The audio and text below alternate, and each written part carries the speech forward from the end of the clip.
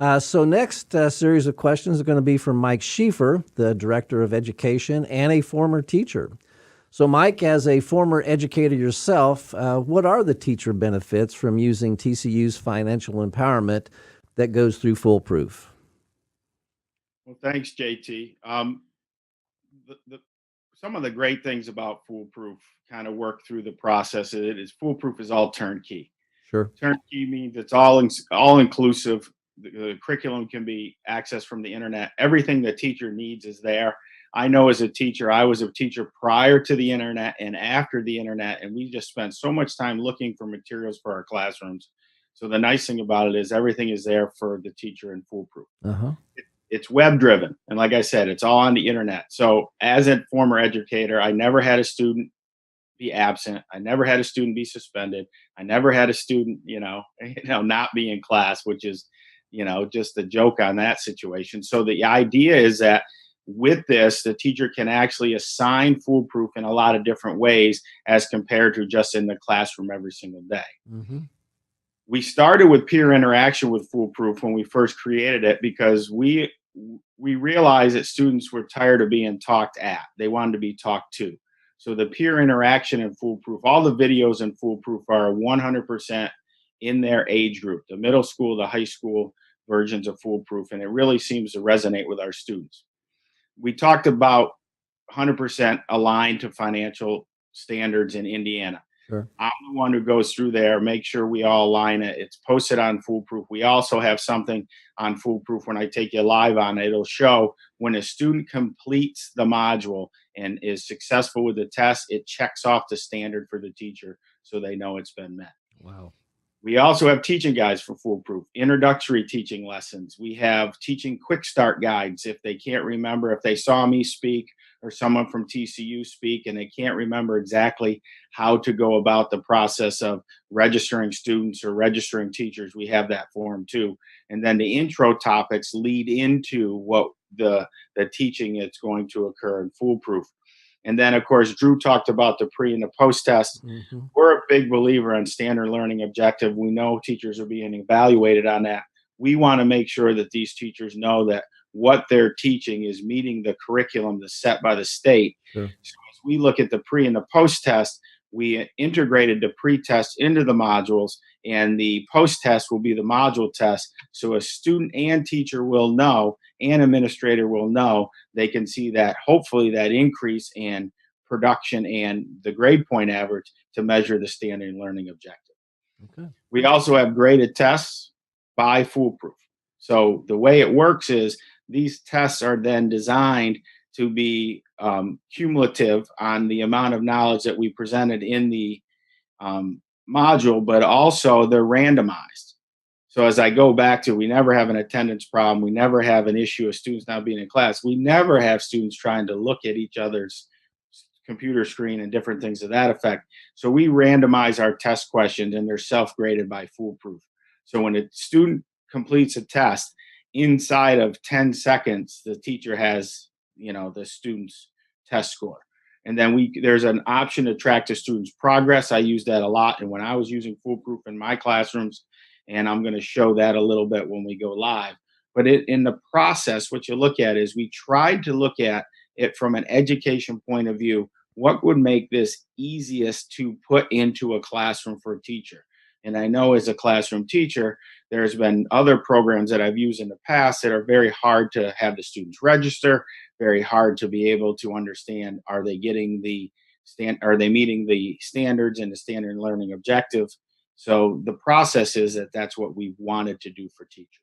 Well, now that you've piqued everybody's interest with that great explanation, how do teachers go about registering for financial empowerment? Well, I'm going to take you live on the site now. We're going to share the screen. So if everybody can just kind of make sure it shows up when I do it. So I have created an account and I've just used the demo site. So I just type in district. They enter their username and password and they sign in, and it will take them to the Foolproof site. When a teacher signs into Foolproof and they come in, this is the page they see. This is the teacher's homepage.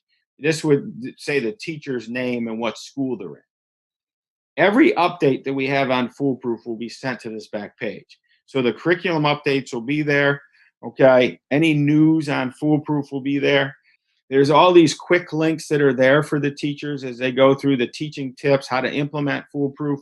This is telling them, the students, if they click on that star in the toolbox, it'll go to an article that is actually assigned to that topic of personal finance, and it reiterates the learning that's done in the Foolproof modules.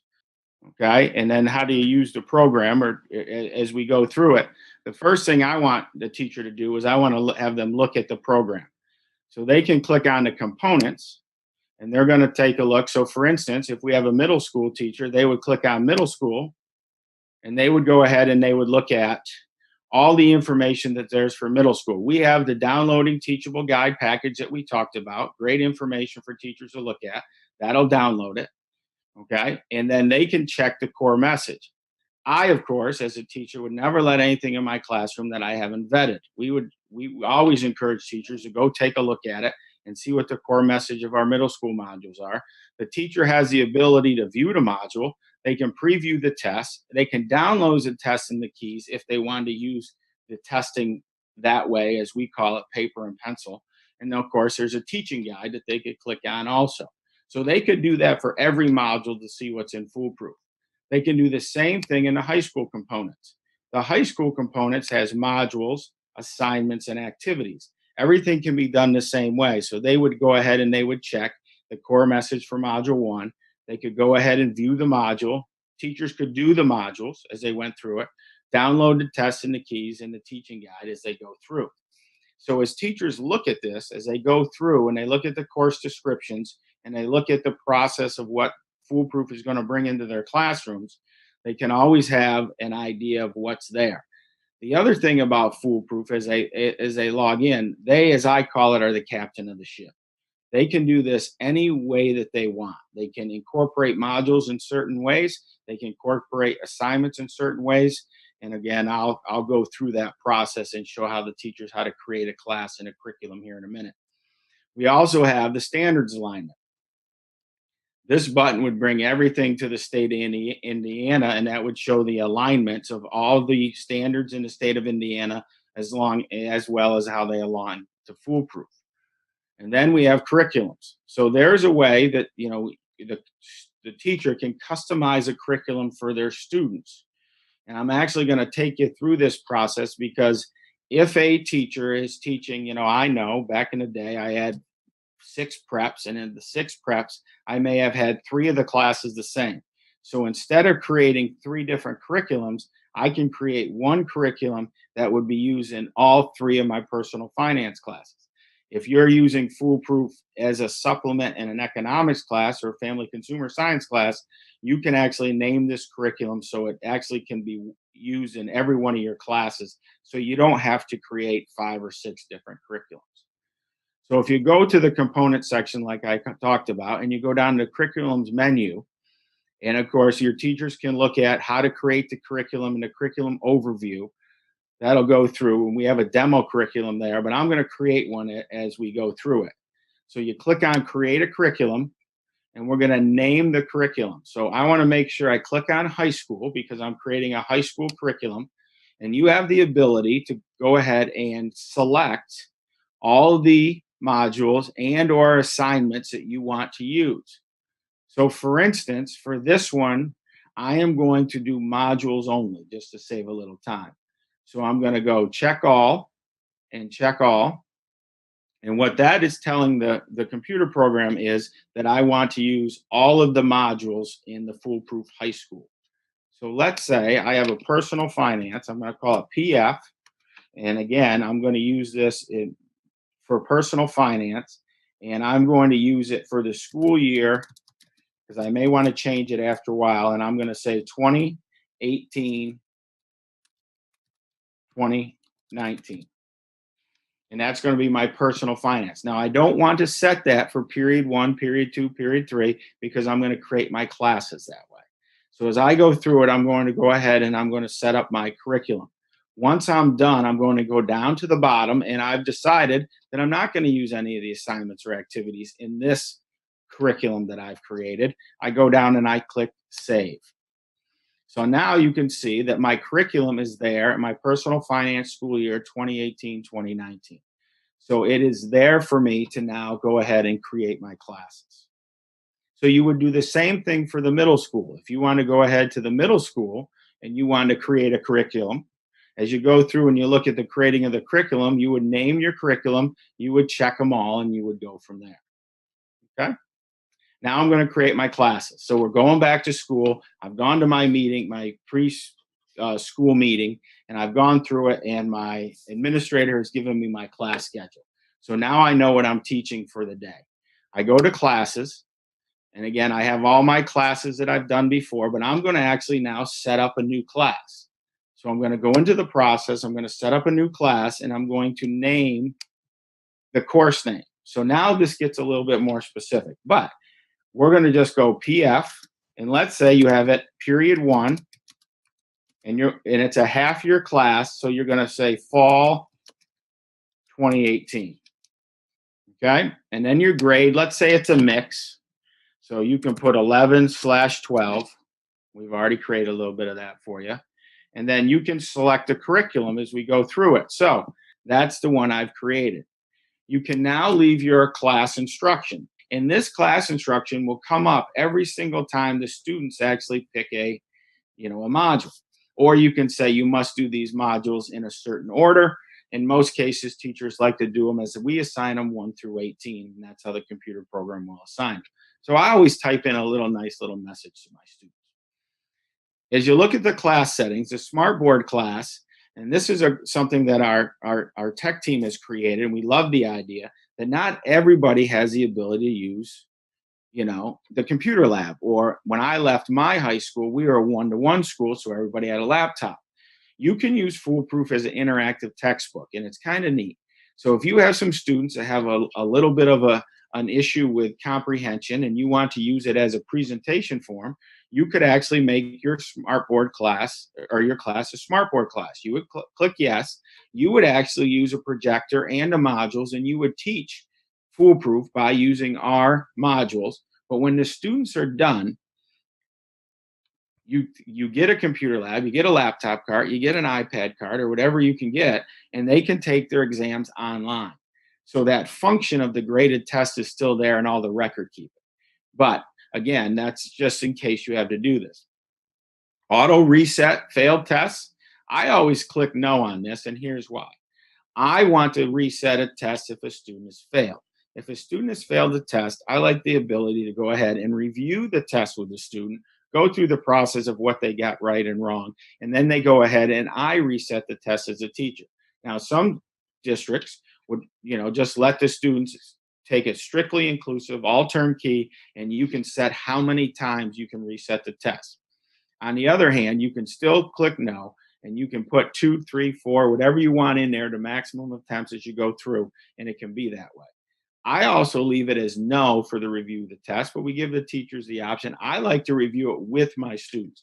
I click on their name, I bring up their test, and I do, a little one-to-one teaching. But if you're using FoolProof turnkey, using it as a homework assignment or using it as some type of other way that FoolProof is used all over the country, you can click yes, and they can review as they go through it. We also have the ability to go regular account or special education account. Now, I've taught inclusive classes, and I've taught other classes that some students had some special needs when it comes to test modifications and different things. You would not make your entire class a special education class, but you have the ability to do it when you click on the student's name once they're registered, and they get a version of FoolProof that's been written under a special education account. If you have a full class with kids that have test modifications or some special needs, the process is that you can use this, so you don't have to do it individually. Once this is done, you would just hit submit. Once your class is created and you feel good about it, you hit it in the process. So you can see that I've created that class. This class now has all the attributes that I've just set toward it. It has a curriculum that I've created. It has how many tests they can take, the reset of the tests, and everything that I've done. Now, you can edit it anytime you want by clicking the edit button as you go through the year. but most teachers kind of leave it as they go through the process. This number is very important. This C2Y2897 that you see on your screen, that's how your students would register for your class. So in this process, and I'll be very quick with it, and I'll just explain it quickly. Your students would log in the same way your teacher did, as we showed you, and they would click on the login and they would go to student. FoolProof is gonna ask you, is that the code? And that code is going to be typed into the box by the student, and it's going to say, is Mike Sheffer your teacher? And it's going to say, if it is, you click yes. And then the students would register the same way the teacher did, username and password. And your students then would be filed into this class. That's how quick it is. You can register an entire class of FoolProof inside of 2 minutes, because all they got to do is type in the code and use username and password. Now, again, FoolProof has a lot of users. So if you have a Bill Johnson and he put his username as B Johnson, you're going to have a situation where there may be another one. So you'd advise them to put in their middle initial, something to that effect. But it's very user friendly from teachers and students as we go through it. As we look at the demo class in the next series of questions, it talks about, how to edit your class or how to view your class. We created a demo class, so your teachers would have all their classes listed here. So for instance, this is a demo class, and these are the 3 students in the demo class. Now, again, you'd have a lot more than that. We can check their progress, their grades. Now remember, the pre-test and the post-test is now being embedded in the module. So it'll come into their grade section when we created this demo. As I click on it, it'll give you the description of what we have done for the new school year in 18-19. But if you look at the progress of your students, here are your students. You click on the progress bar. These green boxes mean the student has completed the module, okay? And this 99% means is they still have to take that test. The no box in the 8, 9, 10 for Martina shows that she has not started. If you look at Bert is done with FoolProof all the way through it. If you look at Lupta, she is done, but when you click on the box, she now sees this red token. That means that she has, or the half box, she has not passed the test yet. So you can gauge your students. Now, what happens is this 99%, it clicks every single time a student finishes a page. So it goes 1%, 2%, 3%, 4%, and all the way to the end. I put my class up on the smartboard or the screen when they're in the room doing FoolProof. So I can see that Martina is increasingly going through the modules the way she's supposed to. It's just a nice way for you to check. Now, the teacher can check even if they're not in class. So let's say you've assigned this as a homework assignment. You can go online, bring up your class, and see what the completion rate is for your students prior to them coming into class. If you look at the grades, you can see all their grades here. You can see these are weighted grades. Martina got 13 out of 16. Some teachers use that as a quiz instead of a test grade, but we do the calculation just in case they want to convert it to 100. You can see that Martina has gone through and she's only taken those first 6 tests. This is the one I was talking about. You can see Lupta has gone through. Bert has completed FoolProof. There is no tests in the modules between 5 and, as you look at 6 and the modules in 7, those are guided practice. That's explained in the teacher guide. But you can see her grade right now is 54. This would have to be retested and or done differently for her to get a full credit in FoolProof, unless you've set it at 2 to 3 passes, and after the 3rd one, the grade stands as it is. These are their final grades in all the modules in FoolProof. So everything is done for the teacher as they go through in the grading process. And in the new program that when your teachers start it in the fall, they will see their their pre-test scores. And of course, this score right here would be their post-test score, and then we would show that the difference in the standing learning objective, is it positive or is it negative? So that's kind of how the teachers register and create their classes and all that. So again, I always tell teachers when I give the presentation, you can't break this thing. Your job is to go play a little bit as they go in and they look at the components, the classes, accounts.